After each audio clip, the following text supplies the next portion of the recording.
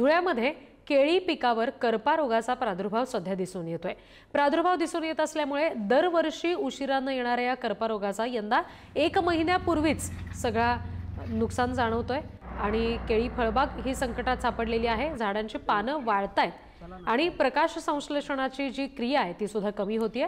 घड तयार होण्यावर विपरीत परिणाम होतोय, त्यामुळे केळी उत्पादनामध्ये घट होणार आहे। कृषी विभागाने शेतकऱ्यांच्या बांधावर जाऊन शेतकऱ्यांना योग्य ते मार्गदर्शन करावं अशी मागणी सुद्धा इथले स्थानिक शेतकरी करतायत। धुळे जिल्ह्यातील केळी उत्पादक शेतकरी एक वेगळ्या संकटात आलेले आहेत आणि त्याचे कारण असं आहे की करपा रोगाचा मोठा प्रादुर्भाव या केळी पिकावर दिसतोय। आपण केळी उत्पादक शेतकऱ्यांसोबत आहोत आणि त्यांच्याशी बातचीत करणार आहोत। काय सांगणार, तुमच्या संपूर्ण क्षेत्रात करपा रोगाचा प्रादुर्भाव बघायला मिळतोय? करपा रोग तसा यावर्षी खूप म्हणजे 1 महिना अगोदर आलेला आहे आणि इतक्या जास्त प्रमाणात आहे की दरवर्षापेक्षा त्याचा जो स्पीड आहे, म्हणजे यावर्षी असं वाटतं की म्हणजे पुढे जे उत्पन्न आहे ते येईल का नाही येईल याची शाश्वती वाटत नाही। काय काय काय नुकसान होतं करपामुळे?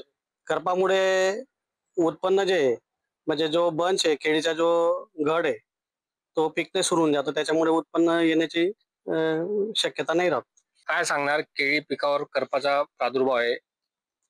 बघा, आता वातावरणामध्ये आर्द्रता निर्माण झाली तर हा जो करपा आपण बघतोय हा येतो। तर ह्या वर्षी गेल्या वर्षापेक्षा 1 महिना अर्ली करप्याचा प्रादुर्भाव झालेला आहे।